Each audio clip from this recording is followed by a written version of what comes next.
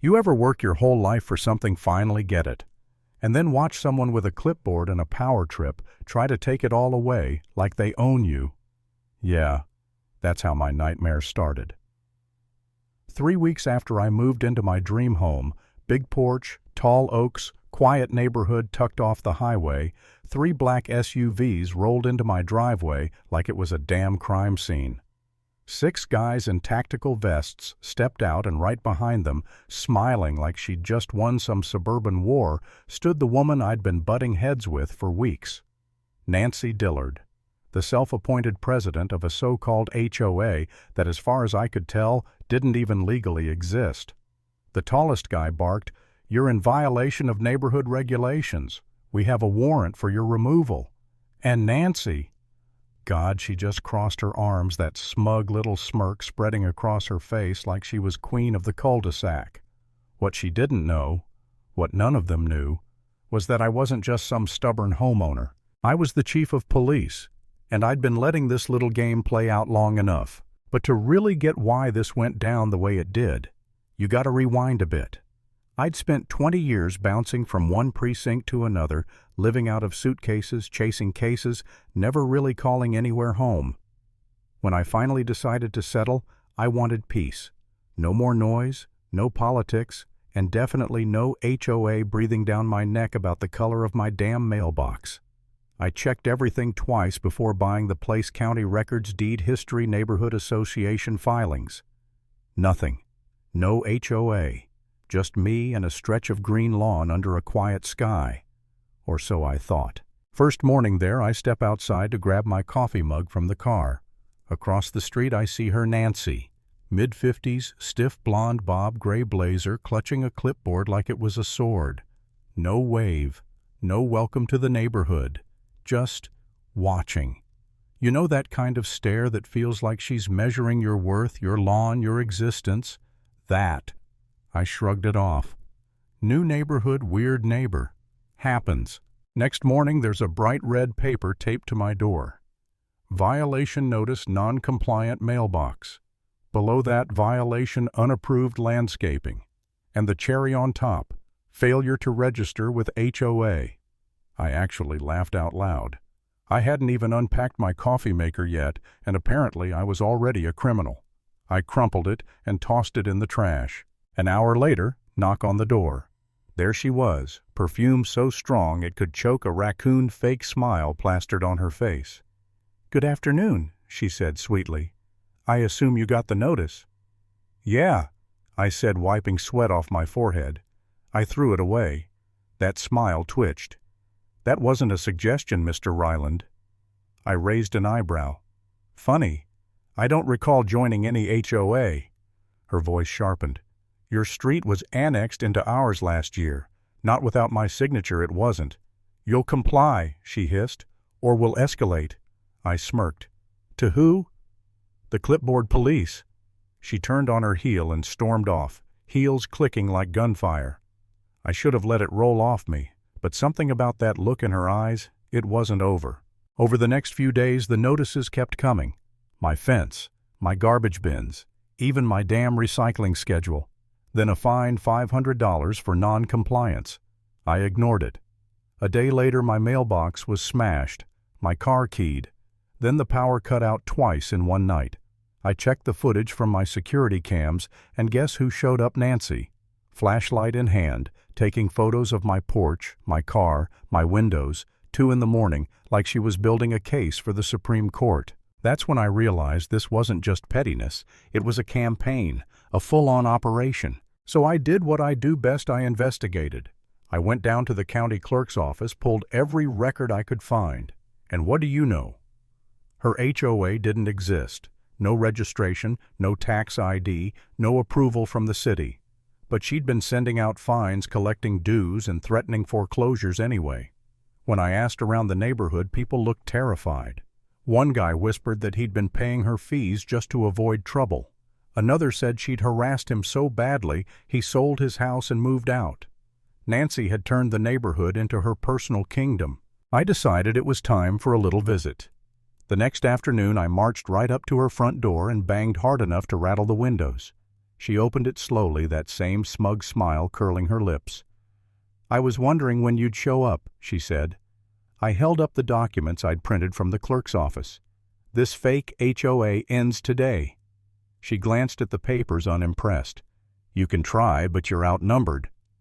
That's when I noticed them 4 men in black shirts standing behind her, the same goons I'd seen prowling around my property, except now they were watching me like bouncers waiting for an excuse. I didn't rise to it, just stared slow and steady.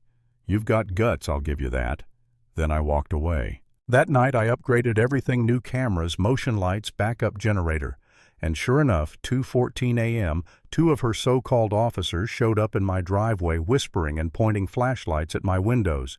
I stepped outside, calm, unarmed, but with my holster showing. "You boys looking for something?" They froze.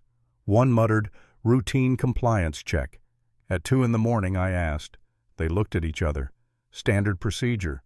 "Get off my property," I said, voice flat. They left without another word. But that's when the doubt crept in. Sitting there on my porch at 3 a.m., I started wondering if I'd made a mistake buying this place. Maybe I'd overreacted. Maybe it was me. Maybe I'd let the badge get to my head. For a moment I thought about calling it quits, packing up, selling the house, and walking away. It wasn't worth the headache.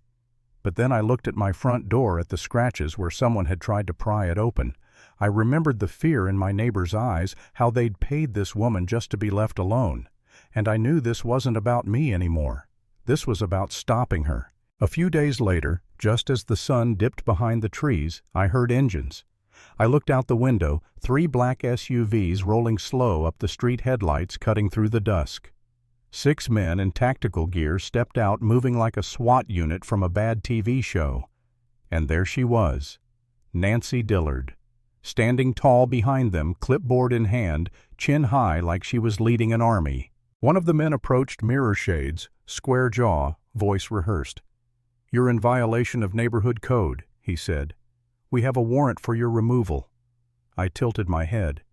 "You have a warrant for what exactly?" He opened a folder full of fake-looking documents stamped with HOA logos. "Refusal to comply with lawful HOA enforcement." Nancy stepped forward. "We gave you every chance, Mr. Ryland. You chose this path." I could feel the adrenaline creeping in, that familiar calm that hits right before things go bad. I glanced at their gear. No department insignias, badges clipped wrong, guns holstered sloppy. Wannabes. So I reached into my pocket and pulled out my badge. "I'm Chief Ryland, local PD." Silence. You could have heard a pin drop. One guy took a step back. Another cursed under his breath. Nancy's face went pale, her jaw slack. Is this a joke?" she stammered. "No joke," I said, stepping closer. "But impersonating an officer, that's a felony. So is unlawful detainment. So is attempted home invasion. And guess what? Fraud, too." Down the street the sirens started. My sirens. Squad cars flooding the cul-de-sac. Real officers stepping out, weapons drawn, shouting commands. The fake ones dropped their gear immediately. One tried to run, bad idea. My Lieutenant Reynolds tackled him so hard the guy bounced off the pavement. Nancy just froze, clutching her clipboard like it could still save her. We cuffed every last one of them. Reynolds glanced at me, smirking. "Hell of an HOA chief." "Yeah," I said quietly, looking at Nancy.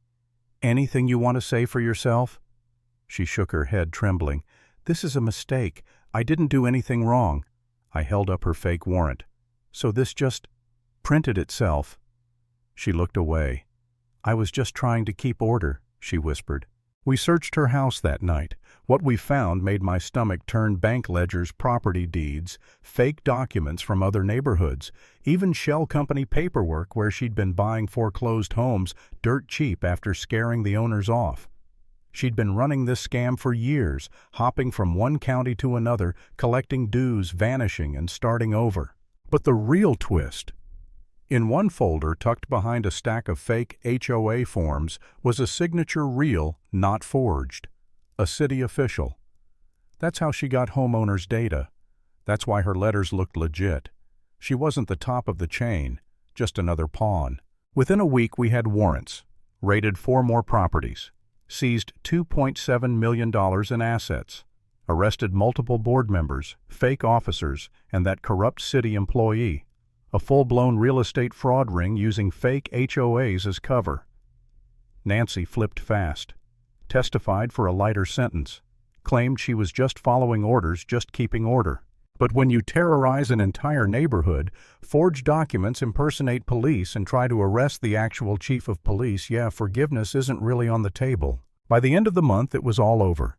The fake HOAs dissolved, the victims reimbursed, and peace, real peace, finally returned. One morning I was sipping coffee on my porch when a mail carrier walked up with a letter. Fancy envelope, gold trim. I opened it. It read, "Welcome to the Royal Homeowners Association of Springview County." I laughed. Couldn't help it. Some people never learn. But you know, that's a story for another day. If there's one thing I learned from all this, it's that real authority doesn't come from a badge or a title or a clipboard. It comes from standing up when everyone else is too scared to.